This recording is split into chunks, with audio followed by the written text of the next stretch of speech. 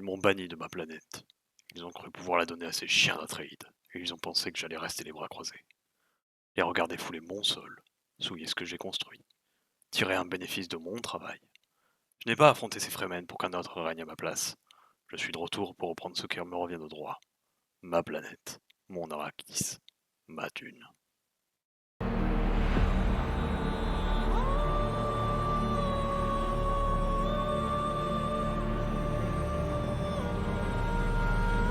Salut YouTube, on se retrouve aujourd'hui, comme vous vous en doutez, pour parler de la maison Harkonnen. Maison très offensive, contrairement à la précédente maison qu'on a pu voir qui était beaucoup plus sur un gameplay défensif. Ici, on va donc parler de la maison Harkonnen et de ses différents points forts et points faibles. Tout d'abord, on va commencer avec les pouvoirs de faction. Le trait principal des Harkonnen, ça va être l'oppression. Donc on le verra une fois qu'on sera en jeu. Mais en fait, l'oppression, c'est que vous allez pouvoir sacrifier de la main-d'œuvre, donc une des ressources disponibles, pour augmenter la production de vos villages. C'est très important parce qu'on voit déjà qu'on a un malus de production de ressources dans le village. Donc en fait, on pourrait se dire, ah mince, on est une faction qui a besoin de beaucoup s'étendre pour avoir plein de villages pour compenser notre malus. Ce n'est pas vrai. En fait, vous allez voir que les Harkonnen, quand on a compris le gameplay, produisent énormément à partir de peu de villages. Ça ne veut pas dire qu'on va s'en contenter, on va souvent s'étendre pas mal, mais en fait on va surtout aller prendre très vite beaucoup de villages pour produire de l'épice. Ça va être ça la clé de voûte pour avoir une économie et un gameplay qui fonctionne. Donc un autre des pouvoirs de base de la faction, c'est qu'on va produire de plus en plus de ressources selon notre nombre de miliciens. Ce qui veut dire par exemple que si on a déjà 2 miliciens dans le village, on contrebalance immédiatement notre malus de production de ressources. Donc en fait, dès qu'on va prendre un village sur lequel on va avoir envie de produire, notamment les régions à épices, eh bien on va vouloir faire 2, mais sûrement plus, miliciens au minimum. Et on verra que les miliciens sont très utiles dans le gameplay. À côté de ça, on voit aussi qu'on peut sacrifier un agent pour réduire le coût d'une mission et son temps de préparation. Alors, il faut se rendre compte d'une chose qui n'est pas évidente à voir au premier abord, c'est que les Harkonnen sont une des meilleures factions pour aller faire un gameplay d'espionnage et d'assassinat. C'est vraiment pas ce qu'on se dit au premier abord, ça a l'air d'être une faction plutôt bourrine, rentre dedans, très violente mais de manière directe. Et en fait, il y a tout un côté un petit peu cruel et passé par les ombres pour aller faire ce qu'on a envie de faire, notamment aller assassiner les leaders adverses. Et donc c'est une faction qui est très bonne pour ça, notamment avec les différents bonus qu'on va voir après.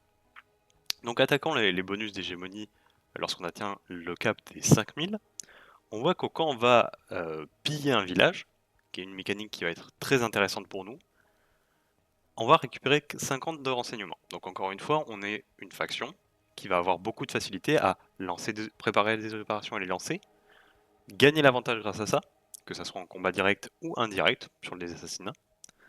Et on voit encore une fois qu'on va aller dans cette logique de l'espionnage sera une part importante de notre gameplay, mais pas la seule. Puisqu'en fait, le pillage des ressources des villages va aussi vous apporter des ressources. Donc économiquement, c'est intéressant. Politiquement et donc en termes d'espionnage, c'est aussi intéressant. À côté de ça, on voit aussi qu'on va gagner un agent une fois qu'on aura tué 20 unités non mécaniques d'une autre faction. Donc ce que ça veut dire, c'est que en dehors de la maison du DLC où il y a beaucoup d'unités mécaniques, et là ça va être un peu plus compliqué, c'est-à-dire que quand on va être en conflit avec une autre faction, au bout d'un moment on va gagner un agent, mais il aura un trait négatif, c'est-à-dire qu'il va produire 10% de ressources en moins. On se dit, bah, c'est dommage parce qu'on a quand même une limite d'agents, et donc on a envie d'avoir les meilleurs agents possibles. Eh bien en fait, il faut se souvenir qu'on peut sacrifier des agents pour réduire le coût d'une mission. Donc en fait, on voit un espèce de petit combo se préparer en se disant, ok, j'ai besoin d'opérations par exemple pour gagner un combat dans une région, j'ai mon agent qui a été créé, il a le trait victime de la lavage de cerveau, donc il est très peu efficace, si je le mets dans un autre endroit. Donc je vais le sacrifier, mon opération va se préparer plus vite, et grâce à ça, je vais pouvoir lancer une opération beaucoup plus tôt et en profiter. À côté de ça, quand on va atteindre le cap des 10 000, on va encore renforcer cet aspect sur les agents, car en fait, quand on va sacrifier un agent, on va pouvoir lancer une opération, on va avoir des chances de lancer une opération sans la consommer, ce qui peut être excessivement fort selon l'opération qu'on va lancer. Par exemple, on peut réapprovisionner 2 fois ou à 2 endroits différents les réserves de nos agents, ou claquer des opérations offensives. On verra que les Harkonnen ont de très bons stratagèmes pour faire des dégâts aux unités adverses. Enfin, le dernier bonus qu'on va débloquer, c'est un emplacement d'agents supplémentaires dans chacune des cibles.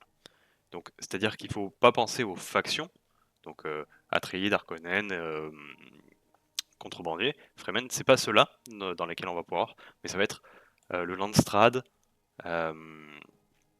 les guildes. Donc voilà, ça va être sur ces aspects-là où on va pouvoir gagner encore plus de ressources notamment, puisqu'ils vont vous en fournir pour chaque agent qui sont présents dedans. Donc on voit qu'il y a un vrai gameplay centré sur les agents. Il faut bien comprendre que l'oppression va être aussi une mécanique très importante dans la faction. Donc on va passer sur les conseillers, et je vous conseille, sans mauvais jeu de mots, de prendre les 2 premiers quand vous découvrez la faction, parce que ça va vraiment vous faciliter la vie, et en fait ça va vous inciter à jouer sur les mécaniques simples de la faction. Donc on va voir ça de suite avec Kronvatia. Les villages sous oppression construisent les bâtiments 200% plus vite. Ce que ça veut dire, c'est que quand vous allez lancer votre pouvoir oppression, vous allez de base, donc sans le conseiller, créer plus de ressources. Mais vous allez avoir au bout d'un moment des chances de révolte dans le village. Et bien là, en fait, ça veut dire que dès que vous prenez un village, vous pouvez vous dire je lance l'oppression, et en fait je peux construire mes bâtiments très très vite. Donc en milieu de partie, quand vous commencez à avoir pas mal de ressources, mais que c'est le temps qui va être une problématique, et bien là vous pouvez juste dire c'est pas grave, je viens de prendre un nouveau village, j'ai besoin qu'il produise vite, qu'il commence par exemple à récolter de l'épice très très vite, et bien hop, je claque mon oppression, et ça va naturellement les construire plus vite. À côté de ça, on voit aussi qu'on va gagner de la main d'œuvre, et ça va être la ressource peut-être la plus importante dans cette faction, puisqu'en fait l'oppression coûte de la main d'œuvre, donc vous allez souvent en manquer. Et on voit qu'on va en gagner en fait en échange selon les emplacements vides et les emplacements de bâtiments potentiels. Donc en fait ça veut dire que littéralement, vous prenez un nouveau village, vous claquez l'oppression, elle vous est presque remboursée en fait. Alors, c'est pas autant évidemment, mais ça va quasiment rembourser presque la moitié du coût, on va dire, dans les grands villages. À côté de ça, on voit qu'on va gagner des Solari quand on va éliminer des rebelles, et en fait, on va souvent se battre contre des rebelles. On va même plus souvent se battre contre des rebelles que contre des factions à l'extérieur. Alors ça dépend évidemment de comment on s'étend, hein. Si on fonce vers un autre empire, bon mais évidemment on va se battre très souvent, mais quand vous allez commencer à stabiliser votre empire, ça va être les rebelles, le premier problème que vous allez rencontrer. Donc Kron va vraiment vous inciter à jouer sur l'oppression, et c'est une mécanique très très forte. À côté de ça, on a Uman Kudu, qui lui va naturellement produire de la manœuvre, donc très bien puisqu'on en a besoin et on va souvent en manquer.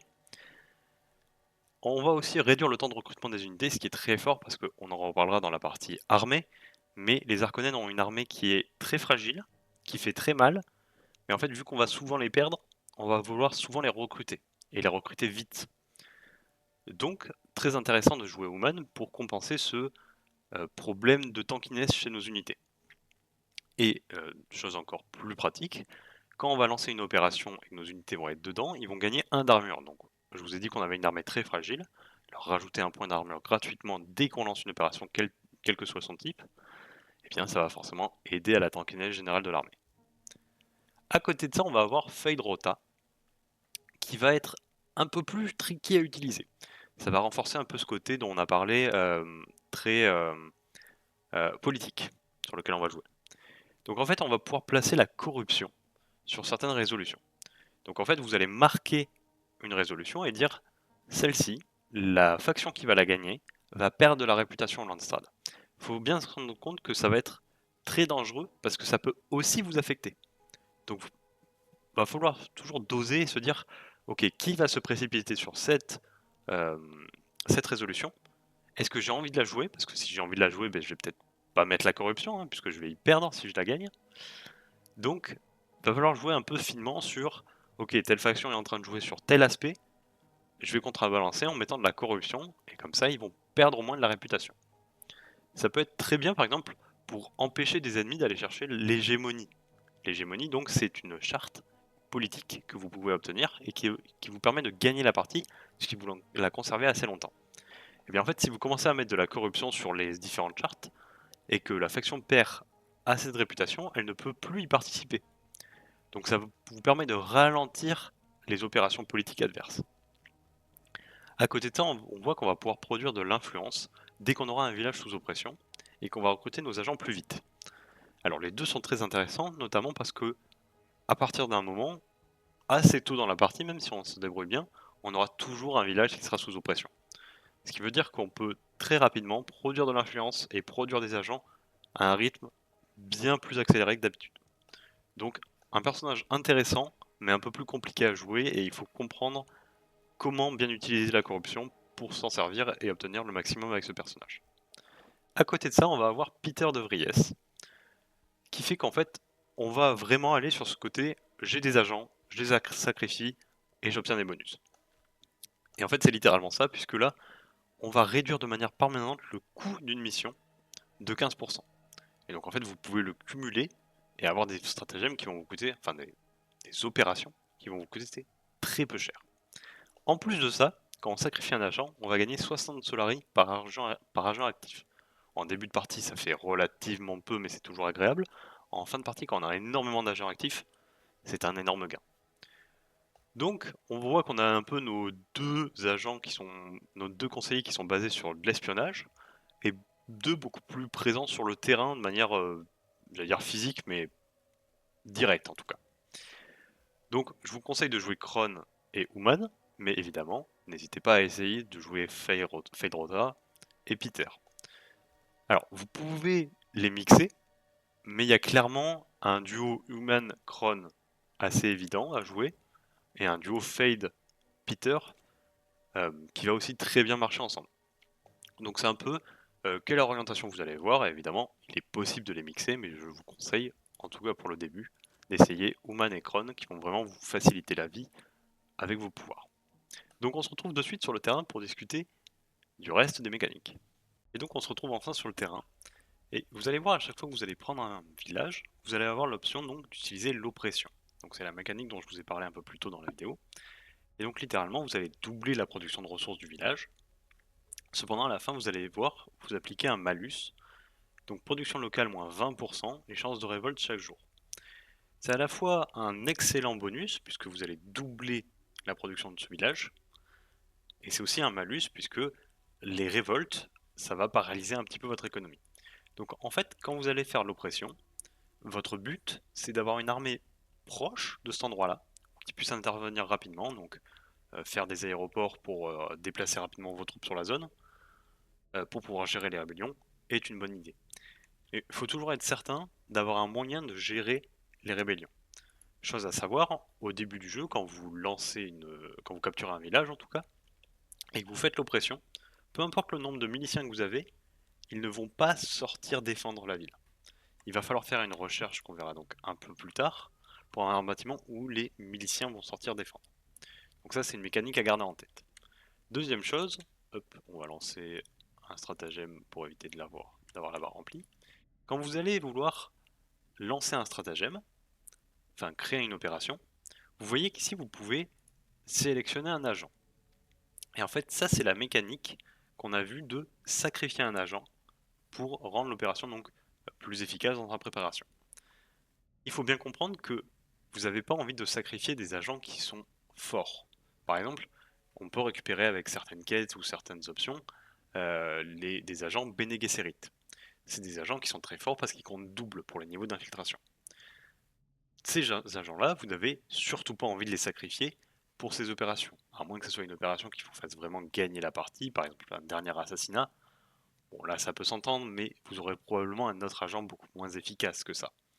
Par exemple, le trait ingénieur, qui est certes un bon bonus, mais qui est pas aussi fort que le trait Bene Gesserit, eh bien on va peut-être le sacrifier plus facilement. Et évidemment, si on récupère des agents qui ont le trait lavage de cerveau, donc moins de 10% de production, c'est eux qu'on va mettre en priorité dans les sacrifices. Donc ça va énormément dépendre de votre relation avec la politique et comment vous voulez gagner votre partie. Par exemple, si vous voulez gagner absolument tout en faisant des assassinats, ça va être très souvent que vous allez sacrifier des personnages pour ça. Que ce soit pour attaquer ou pour défendre, puisque il y a par exemple la recherche de cellules d'infiltration, qui est aussi une opération où vous pouvez sacrifier des agents. Donc ça va vraiment dépendre de comment vous allez vous orienter. Je vous rappelle, il y avait par exemple deux types de conseillers que vous pouviez prendre. Et en fait, c'est un petit peu selon cette orientation-là que vous avez déjà fait que ça va déterminer votre partie. Chose à noter, l'oppression donc est un trait excessivement fort et vous permet de gagner énormément de ressources. C'est-à-dire que là, avec 1, 2, 3, 4, je sais que j'en ai un cinquième, en fait avec juste 5 moissonneuses, vous voyez que chacune me rapporte énormément. Alors elles sont pas boostées ici. Voilà, par exemple on peut avoir des moissonneuses à 75 dans des régions qui ne sont pas spéciales. C'est-à-dire que certes, il y a des régions, par exemple comme celle-ci, qui vont augmenter les épices qui sont récoltées. Donc là, bon, c'est un cas particulier. Mais là, si je vous prends cette moissonneuse qui est donc dans une zone absolument normale, vous voyez qu'elle rapporte 75 d'épices, ce qui est énorme pour une seule région. Et vraiment, en début de partie, si vous voulez aller chercher rapidement les recherches pour améliorer vos moissonneuses, vous pouvez très bien maintenir une très bonne économie, même avec une armée à côté, sur une ou deux régions à épices. Ce qui est un avantage absolument exceptionnel comparé à d'autres factions, qui ont besoin d'aller prendre très vite de l'épice. On va donc maintenant se concentrer sur l'armée. Alors l'armée Harkonnen, c'est une armée qui est relativement fragile, et il va falloir garder ça en tête. Donc tout d'abord, on a le soldat. Les soldats, ils ont le trait berserker. On voit qu'ils ont 400 points de vie, qui tapent à 75 de base, qui ont 4 d'armure, donc c'est une unité moyenne, mais qui va tanker relativement bien par rapport tout le reste, à toutes les autres unités qu'on a. Parce qu'en fait, ils ont de l'armure et ils ont un peu plus de points de vie que les autres. On verra qu'on a l'exécuteur qui est un cas un peu spécial, mais c'est notre unité d'élite, donc évidemment on en attend un peu plus. Qu'est-ce que ça va donner le trait berserker? C'est-à-dire qu'ils vont taper plus fort selon les points de vie auxquels il leur manque. C'est un trait qui est ok, mais qui fait que ça va être une unité beaucoup plus centrée vers l'agressivité que le défensif. C'est pas du tout les mêmes mécaniques que les Atreides où vous allez pouvoir encaisser. Ici, ça va être le contraire. Il va falloir très vite supprimer les unités gênantes en face, et heureusement, vous allez avoir la puissance de feu pour le faire. À côté de ça, vous allez avoir l'artificier, qui est une unité assez intéressante dans le principe, c'est-à-dire que elle a le trait focalisation douloureuse. En dehors de ça, c'est une unité, on va dire, quel est le terme? De démolition, il me semble. C'est ça, de démolition assez classique, c'est-à-dire que ça ignore la moitié de l'armure, ça fait des dégâts supplémentaires contre les unités mécaniques, et c'est une unité à distance, donc si elle est au contact, elle va perdre beaucoup de DPS. Ce qui va être intéressant, c'est qu'elle a de base un DPS assez faible, 53, on voit que c'est très très faible pour cette faction, mais ça va monter jusqu'à 200% supplémentaire selon les points de vie qui manquent. Donc en fait c'est assez particulier puisqu'en fait c'est une unité qui, si elle se fait prendre en mêlée, ne va plus rien faire puisque son DPS en tant qu'unité à distance va chuter. Mais si elle prend un peu de dégâts, qu'elle se désengage et qu'elle revient en combat, ou mieux si elle se fait taper par d'autres unités à distance, c'est là où elle va briller. Puisqu'en fait, elle va perdre des points de vie, elle va augmenter sa puissance et elle va augmenter fortement son DPS. Ça va être votre unité pour taper ce qui est armuré en face. À côté de ça, on a le Cerbère, qui a autant de PV qu'un artificier, donc c'est vous dire à quel point il est peu tanky. Mais on voit qu'il a un énorme DPS. De base, il tape à 110, ce qui est énorme même pour cette faction.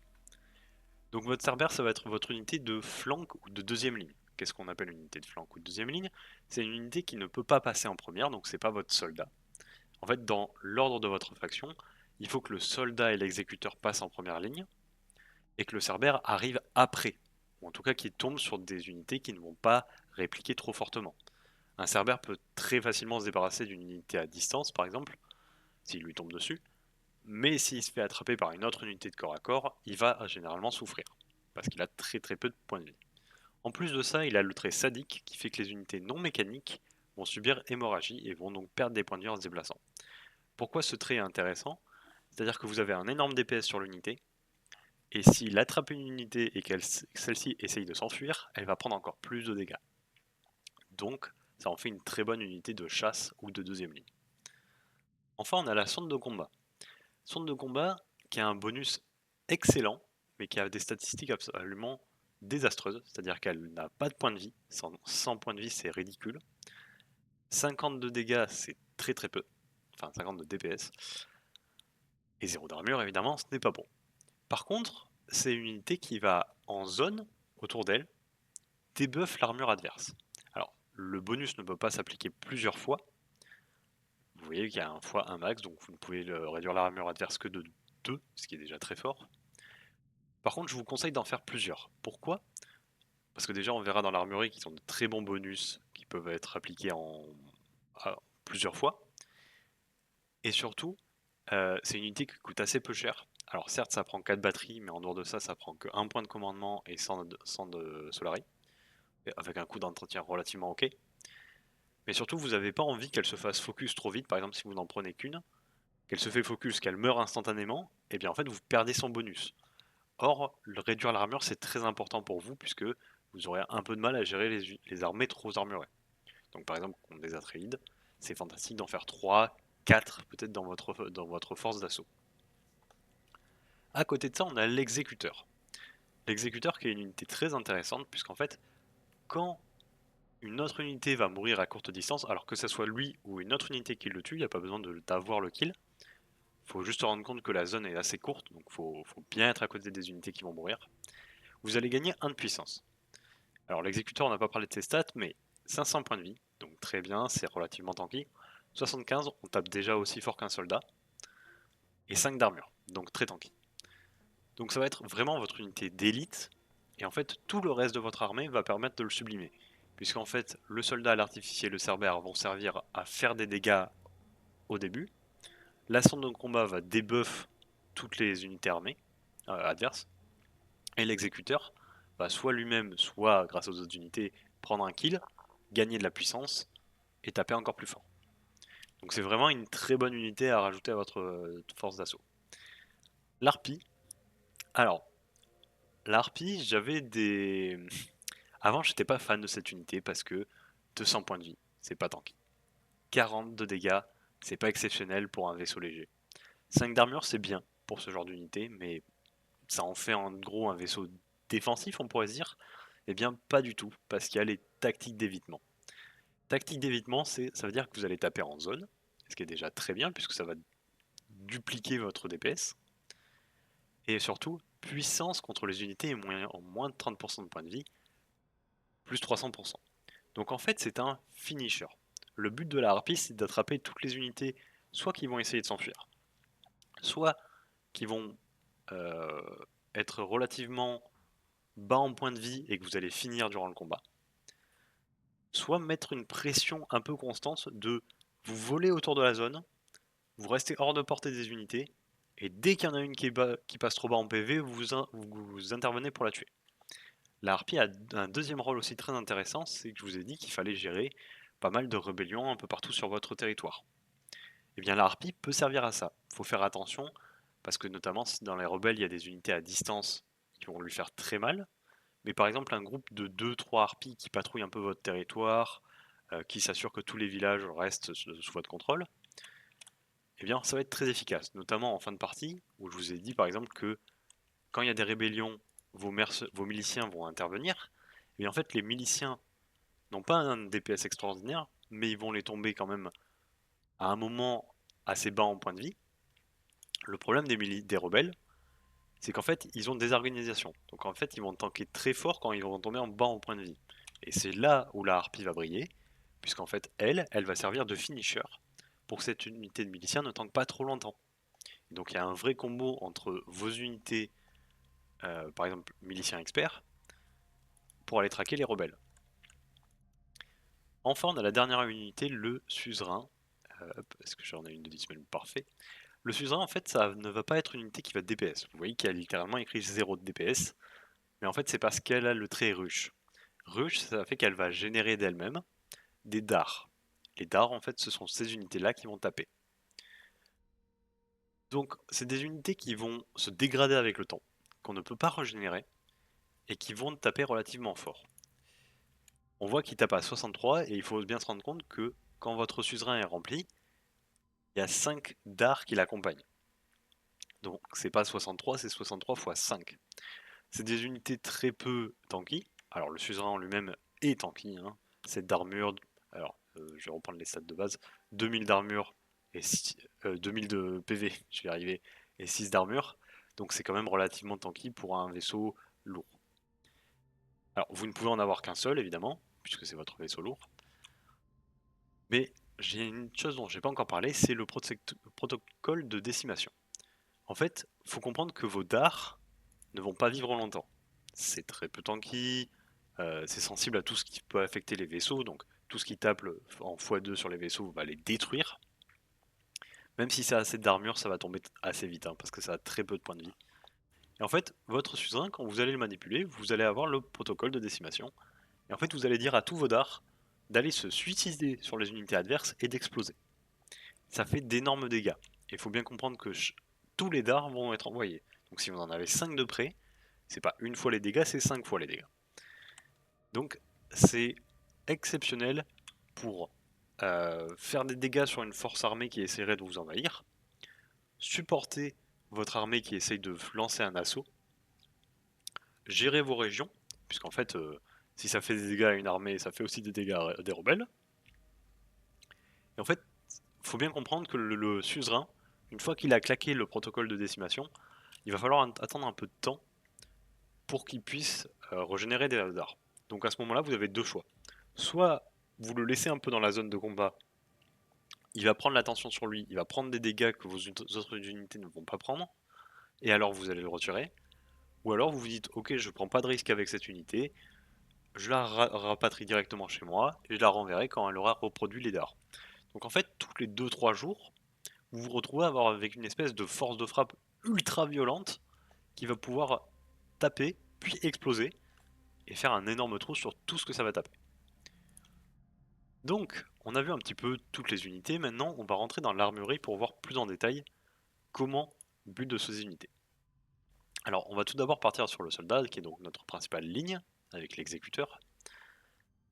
Eh bien, moi je vais le construire un petit peu comme ça, c'est-à-dire que on va rajouter l'armure cicatricielle. C'est-à-dire qu'on va pouvoir, selon les points de vie qu'on perd, gagner de plus en plus d'armure. Le seul malus qu'on va avoir en échange, c'est que de base on aura 3 d'armure en moins. Ce qui veut dire qu'en début de combat, on va tanker beaucoup moins bien, mais très vite on va descendre en point de vie et donc remonter en armure. Il faut comprendre l'intérêt de ce trait, c'est qu'en fait on va beaucoup plus profiter de notre trait berserker, puisqu'on sera beaucoup plus souvent bas en point de vie. Le seul un peu inconvénient, c'est qu'on va très vite tomber dans les bonus adverses si une unité a peu de points de vie. Par exemple, les exécuteurs de la maison Corino vont très vite en profiter. Donc, c'est un bon trait, mais il faut y faire attention à pas le mettre n'importe quand. Il y a certaines batailles où on préférera juste ne pas le mettre et mettre autre chose. À côté de ça, j'ai mis le kit de réparation. Kit de réparation, encore une fois, c'est un trait situationnel. C'est assez compliqué d'avoir un setup général pour le soldat. Kit de réparation, donc vous allez récupérer 30% de vos points de vie au début de chaque combat. C'est des points de vie temporaires, c'est-à-dire qu'au moment où le combat se finit, vos points de vie qui vous ont été donnés en plus sont retirés. En fait, ça va vous permettre de prendre un combat. Par exemple, quand vous allez faire un assaut sur un autre empire, prendre un combat pour une première ville, pousser jusqu'à une deuxième ville, et là en fait vous allez reprendre vos points de vie, tenir le combat, et là vous allez vous retrouver dans une situation où vous allez vous dire, au pire je peux peut-être faire un troisième combat puisque je vais régénérer mes points de vie sur un combat suivant. Donc ça sert beaucoup pour aller chercher des têtes de pont, ou aller chercher des villes vraiment spécifiques. Par exemple, dans ce cas-là, on pourrait se dire que je vais faire une première approche sur cette ville, puis aller chercher cette ville, et potentiellement même pousser jusqu'à cette ville. Parce qu'en fait, je vais régénérer mes unités qui auront tanké. Donc c'est situationnel, mais c'est assez intéressant. À côté de ça, il y a le dénouement morbide, dont je suis pas très fan. C'est-à-dire que quand votre unité va mourir, elle va continuer à taper pendant 5 secondes, puis elle va juste mourir. Je trouve ça pas si fou parce que votre soldat, certes, va taper fort quand il sera à 0 point de vie, mais c'est pas votre meilleure unité de DPS. Vous avez plutôt envie qu'il tank un peu mieux, plutôt que qu'il ne zappe encore plus fort.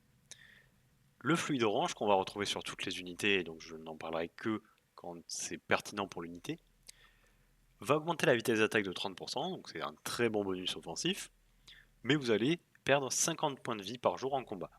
Comme je vous l'ai dit, notre soldat est une des seules unités qui va pouvoir un peu tanker dans l'armée, donc on va éviter de lui mettre ce bonus là. L'artificier, qui a un des bonus que je trouve les plus intéressants en termes de design, c'est l'anticoagulant. C'est-à-dire qu'on va perdre tous nos points de vie au-dessus de 75%, donc on va commencer le combat à 75%. Mais par contre, quand on va quitter le combat, on va le récupérer. Et là, on pourrait se dire, mais ça sert à rien de réduire les unités de sa propre unité, puisque c'est l'exact opposé du trait qu'on a présenté avant pour le soldat. Et là, il faut se rappeler aussi que la focalisation douloureuse, ça fait que si on est plus bas en points de vie, on gagne de la puissance. Donc vous allez déjà prendre 25% de points de vie en moins, et donc 25% de dégâts en plus, enfin 25% du bonus en plus, et donc, si je me trompe pas, ça sera 50% de puissance en plus dès le début du combat. Donc c'est évidemment très fort pour une unité qui est entièrement dédiée à être offensive. Et ça fait que vous n'avez pas besoin de l'exposer pour qu'elle perde des points de vie et qu'elle soit plus efficace. À côté de ça, on va lui mettre le chargement lourd, qui va augmenter la puissance encore de 30%, mais il va réduire votre vitesse d'attaque de 25%. C'est pas toujours le meilleur trait à prendre, mais c'est surtout que les deux autres ne sont pas très intéressants. Le tueur d'oiseaux n'augmente que votre dégât contre les unités aériennes, et en plus que quand elles sont en dessous de 50%. Donc c'est bien parce que ça va gérer les unités aériennes à un moment, mais je trouve ça trop situationnel. Le fluide rouge a du sens pour moi, et je mettrais par exemple avec l'anticoagulant. Le chargement lourd est peut-être celui que je sacrifierais le plus volontiers. Euh, et pour le coup, sur l'artificier, c'est très fort parce qu'en fait, ça veut dire que vous gagnez 30% de vitesse d'attaque, mais en plus, vous gagnez de la puissance de par son trait. Donc, ça peut totalement jouer avec fluide rouge, par exemple. Le Cerbère, qui est donc notre unité, je vous rappelle, de seconde ligne, qui va permettre donc de mettre l'hémorragie. Quant à lui, on va lui mettre l'injecteur délicat. L'injecteur délicat, en fait, ça veut dire que vous perdez 150 points de vie, donc ça en fait une unité encore plus fragile. Il va falloir faire vraiment attention à qui la focus et à quel moment elle rentre en combat. Mais quand vous allez mourir, il va se diviser en deux petits cerbères. Alors vous n'aurez pas le contrôle sur ces cerbères-là, ils vont attaquer les unités les plus proches. Mais c'est-à-dire qu'ils vont DPS très fort. Donc en fait, au lieu d'avoir une unité euh, qui tank déjà mal, mais qui fait mal, là vous allez quasiment en avoir trois pour le même coup. Donc c'est très fort, puisqu'en fait, ça veut dire que même quand elle va mourir, elle va continuer à DPS. Et pour le coup, le Cerbère est une unité qui est dédiée uniquement au DPS. Pour renforcer cette idée, on va lui rajouter le fluide rouge, que je vous ai donc présenté juste avant, pour qu'il tape encore plus vite, qu'il meure encore plus vite, et donc qu'il déclenche son bonus encore plus vite. À côté de ça, on a l'équipement furtif, qui a l'air d'être un bon point avec l'unité. On se dit si elle est invisible, elle peut pas se faire focus trop tôt. En fait, c'est rare que vous envoyiez un groupe de cerbères uniquement pour agresser. Donc, c'est bien, mais s'il y a des dégâts de zone, par exemple, ils vont taper dessus même sans le voir. Peut y avoir un ornithoptère qui va vous repérer. Peut y avoir d'autres unités, aussi, elles aussi invisibles, qui vont faire que votre unité va pas savoir où aller. Donc, pour moi, il y a beaucoup de points qui font que cette amélioration ne marche pas vraiment. Les activateurs endoctriniens sont bien, mais un peu compliqués à utiliser. C'est-à-dire que soit vous arrivez à attraper une unité à distance, et dans ce cas-là, vous allez juste jamais la lâcher, elle n'aura pas le temps de se retourner pour taper et s'enfuir. Soit vous êtes contre une unité de corps à corps, et en fait ça va juste vous servir à potentiellement vous enfuir plus rapidement, mais vous n'allez pas gagner le combat contre elle, donc c'est un peu compliqué à justifier comme bonus. Ensuite, nous avons la sonde de combat. Donc je vous rappelle que la sonde de combat de base offre un bonus, enfin réduit l'armure des unités adverses à proximité. Moi, ce que j'aime bien lui mettre dessus, c'est instrument de torture. Parce qu'en fait, alors, je vais d'abord vous présenter l'exposition embarquée, c'est plutôt lui par lequel je devrais commencer. Quand l'unité va mourir, elle va infliger d'importants dégâts à proximité à toutes les unités adverses. Donc en fait, ça veut dire que soit il la focus pour enlever le malus, soit il la focus pas et du coup elle DPS. Mais en fait, s'il la focus, eh bien il se retrouve avec une énorme explosion qui va faire énormément de dégâts, même si on va perdre le bonus de l'unité. C'est pour ça que je lui mets instrument de torture, parce qu'en fait ça veut dire que ça force la sonde à être au contact, et c'est pour ça que j'en fais plusieurs. Elle va au contact, et en fait ça met un dilemme à l'adversaire. Soit il la laisse tranquille, mais elle ignore la moitié de l'armure, et elle le debuff de 2, donc toutes tes unités fortement armurées, la centre de combat, même si elle tape pas fort, elle va complètement se moquer de l'armure adverse et va commencer à lui faire très mal. Soit il la focus et en fait il va déclencher les explosifs embarqués. À côté de ça, on a le camouflage optique, qui est pas mauvais, mais dans ce cas-là, je vous conseille de retirer les instruments de torture et de la garder à distance. En fait, ça marche beaucoup plus dans une idée de faire peu de sons, mais faire des sons qui vont servir juste à débuffer. Donc en fait, vous lui mettez le camouflage optique, vous retirez l'instrument de torture, hein. Ne le mettez surtout pas parce que là ça va vraiment entrer en contre-synergie. Et vous gardez votre sonde assez loin du combat pour pas se faire focus, mais assez proche pour que son bonus se déclenche. Boîte noire virtuelle est intéressante si vous êtes parti sur une logique opération politique. Et en fait, quand elles vont mourir, et bien tout simplement, elles vont vous donner des renseignements. Donc ça va être un bon moyen de farmer rapidement les renseignements en faisant à la chaîne. Mais moi je vous conseille donc plutôt ce setup là, même s'il existe un setup avec camouflage optique. Excusez-moi. Enfin, l'exécuteur, qui est donc notre unité d'élite, généralement je lui mets les brassards de parade pour subir 10% de moins des dégâts infligés au contact. Alors ça fait que vous allez toujours être relativement sensible aux attaques à distance, mais ça fait que les unités au corps à corps vont beaucoup moins vous embêter. À côté de ça, je lui mets aussi le plastron d'hibernation. Lorsqu'il n'a pas de charge de soif de sang, donc le soif de sang c'est son bonus quand des unités meurent, c'est-à-dire que quand il arrive en combat mais qu'il n'y a pas encore une mort, eh bien il va être extrêmement tanky. Il va avoir plus 10 d'armure, il va taper beaucoup moins lentement, mais en fait ça fait que votre unité sur le premier assaut va être très tanky et va encaisser les dégâts, et dès que vous allez commencer à avoir des kills, là il va s'inverser et il va devenir une vraie menace. Et ça vous assure aussi que cette unité ne prenne pas trop cher avant de commencer à avoir des bonus. Alors, il a aussi le fluide rouge, mais moi je l'aime pas sur l'exécuteur parce que c'est une unité qui est censée être tanky, même si c'est pas son unique rôle, hein, elle doit taper aussi. Mais perdre autant de points de vie sur elle, c'est assez gênant. Et enfin, il y a l'armure de chair que j'ai testée, et j'aime la mécanique. Je trouve que les stats sont pas encore assez bien ajustés pour le jouer. Qu'est-ce que ça fait armure de chair? C'est-à-dire que tant que vous avez des charges de soif de sang, donc que vous avez tué des unités avant ça, si vous tombez à 0 points de vie, vous vous soignez automatiquement de 40 points de vie. C'est particulier parce qu'en fait, vous perdez beaucoup de points de vie, donc vous perdez 150 points de vie, et vous n'en régénérez que 40. Ce qui fait que pour vous soigner, il faut avoir tué 80, 160, au moins 4 unités, pour commencer à être plus tanky de base.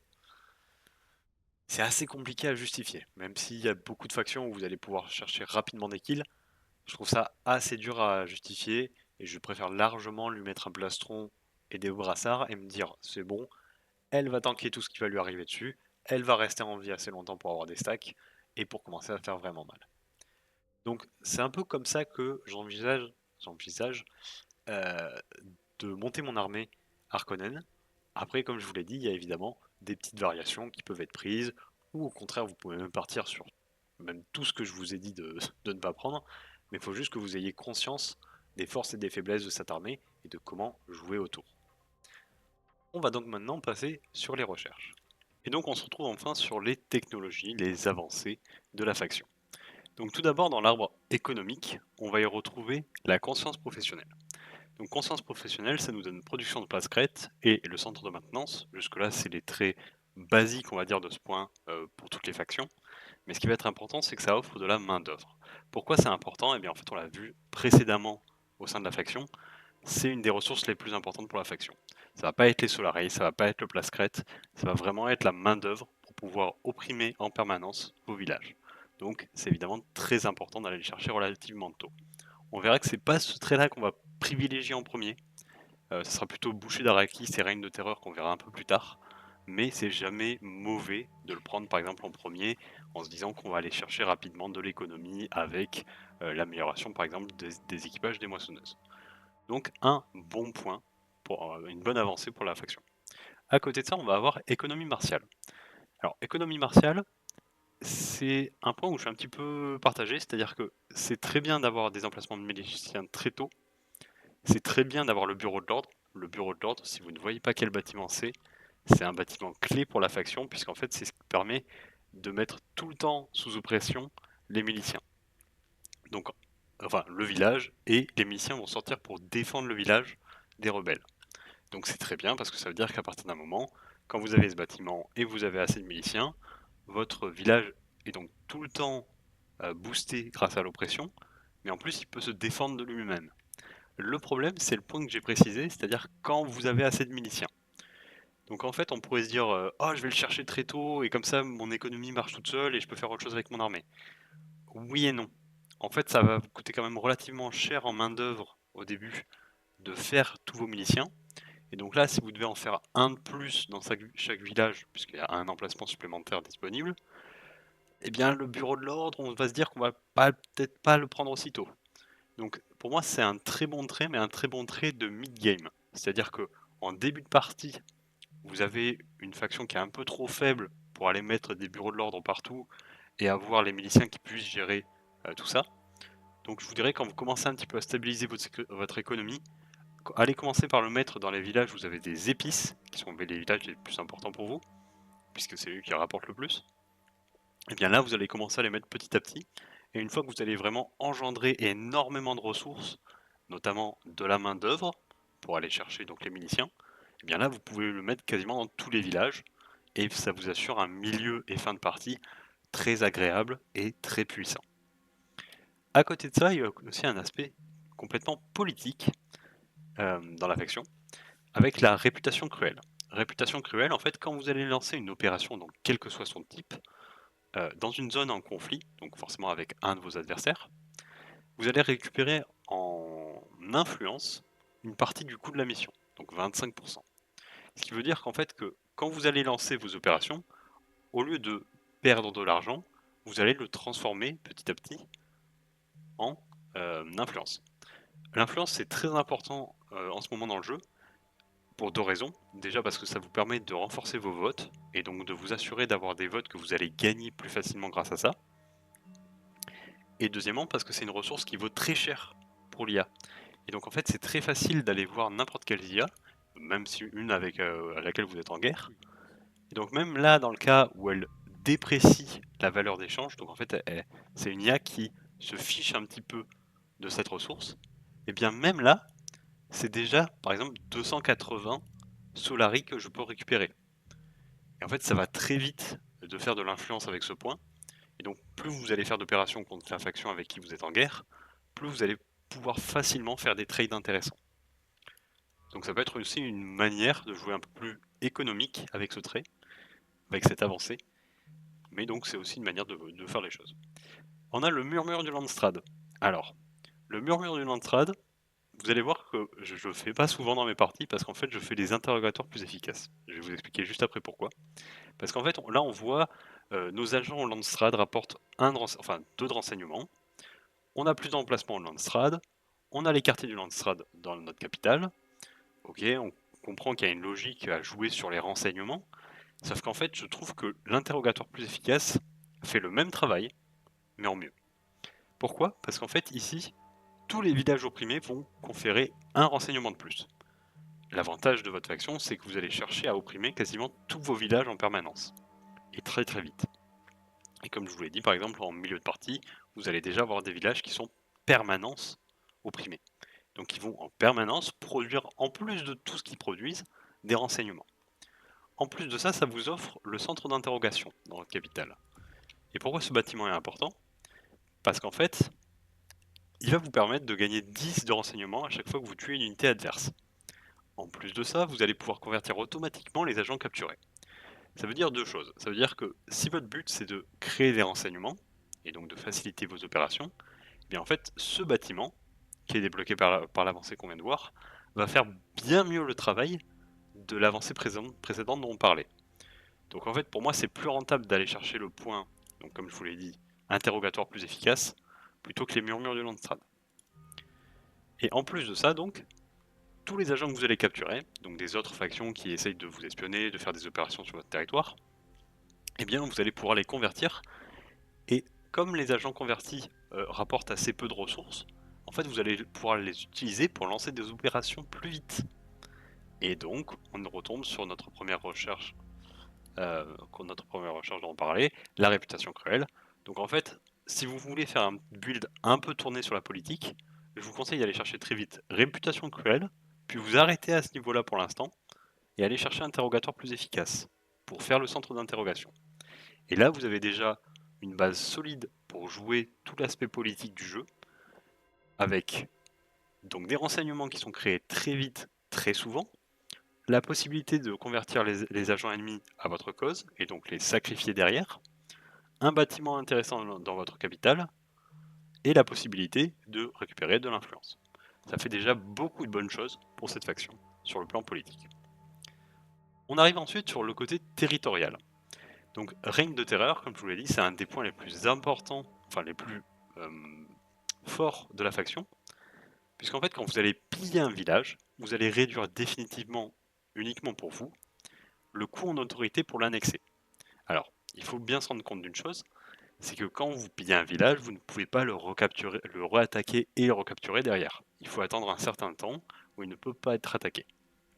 Par contre, ça veut dire que vous pouvez en fait prévoir votre avancée territoriale en faisant des pillages un peu à droite à gauche et en ciblant en fait les villages que vous voulez attaquer, que vous voudrez attaquer un peu plus tard. Parce qu'il faut savoir que ça bloque aussi les attaques pour toutes les autres factions.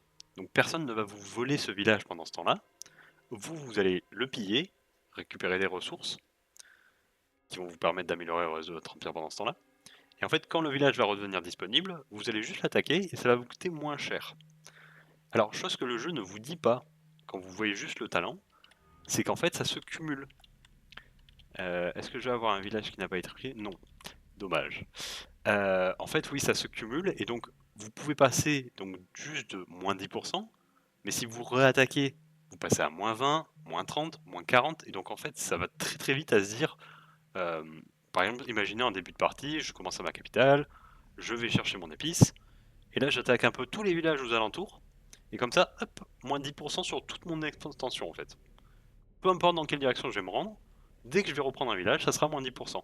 Et en fait, imaginons, je prends ce village-là parce que j'en ai besoin, eh bien je vais re-attaquer les autres villages, et hop, c'est moins 20% pour eux.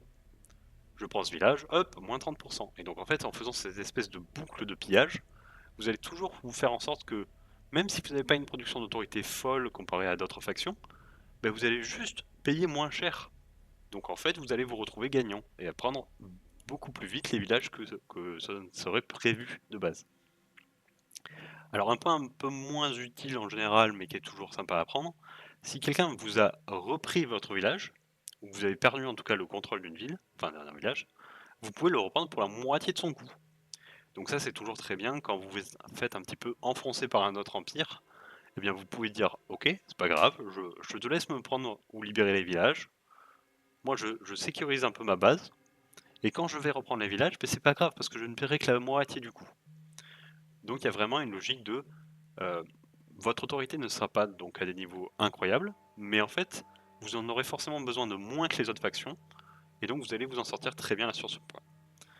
On voit ensuite extermination des sauvages. Donc on voit toujours qu'il y a cette logique d'être très violent hein, et de ne pas considérer la vie sur la planète. Et en fait, ça va vous demander de jouer autour des sieges. Quand vous allez piller un siege, vous allez prendre automatiquement 100 d'autorité. Donc en fait, tout ce que je vous ai dit sur le fait de ne pas produire tant que ça d'autorité, ben, ça vient à être contrebalancé ici. Ça va vous révéler un deuxième siege. Donc en fait, vous allez pouvoir faire des espèces de pillages à la chaîne s'ils sont relativement proches. Et en plus de ça, quand vous pillez, alors piller ça s'applique donc au siege mais aussi aux villes classiques. Vous allez restaurer une partie de vos réserves pour toutes les unités à côté qui sont présentes sur le pillage. Donc en fait vous pouvez faire donc les espèces de chaînes de pillage dont on a parlé juste avant, et en fait vos unités vont régénérer leurs réserves et donc ne vont pas souffrir d'attrition. Ce qui est très important pour éviter de perdre des unités ou perdre trop d'argent dans la récupération des réserves en tout cas. Enfin, symbole d'autorité, les régions spéciales, quand elles sont opprimées, vont vous fournir de l'autorité. Donc en fait, vraiment, si vous prenez ces 3 points, vous passez d'une faction qui souffre un petit peu de l'autorité et qui a besoin de prendre beaucoup de villages à cause des malus, à une faction qui peut prendre très facilement et pour très peu cher beaucoup de villes en fait. Donc ça va être très intéressant de jouer évidemment autour des régions spéciales et de les opprimer dès que possible.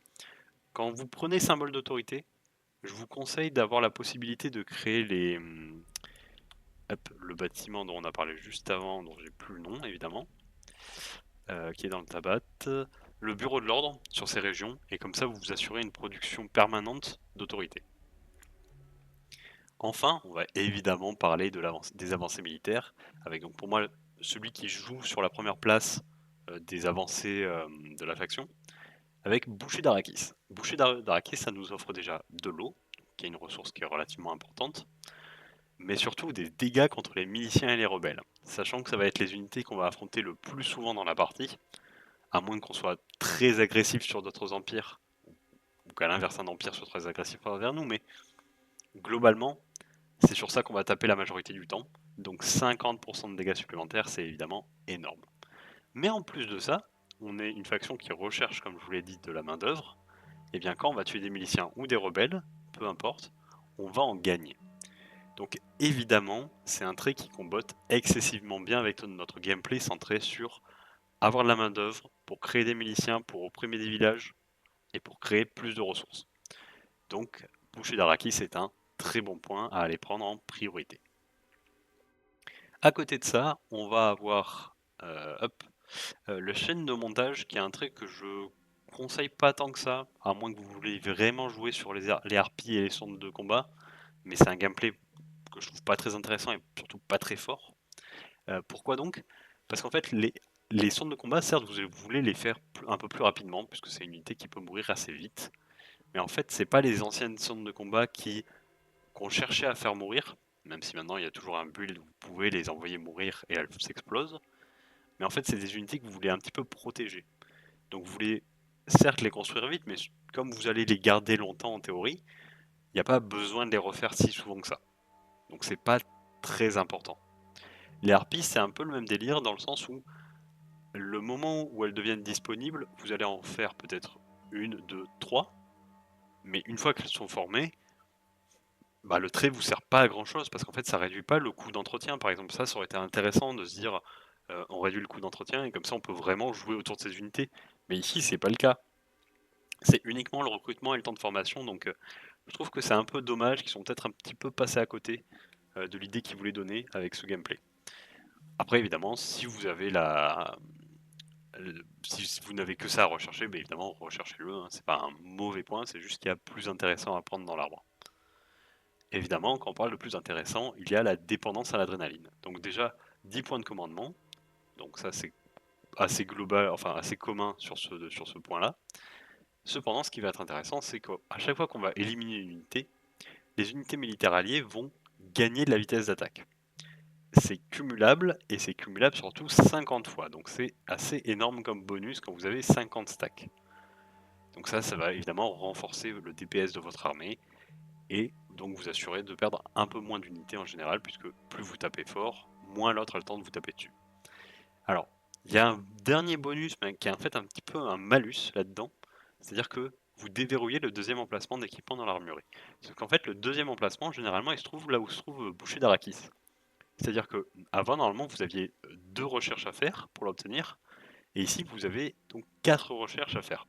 Ce qui veut dire que généralement, à moins que vous ne vous focussiez que sur ça, et encore, vous allez débloquer votre deuxième emplacement d'armurerie un peu plus tard que les autres factions.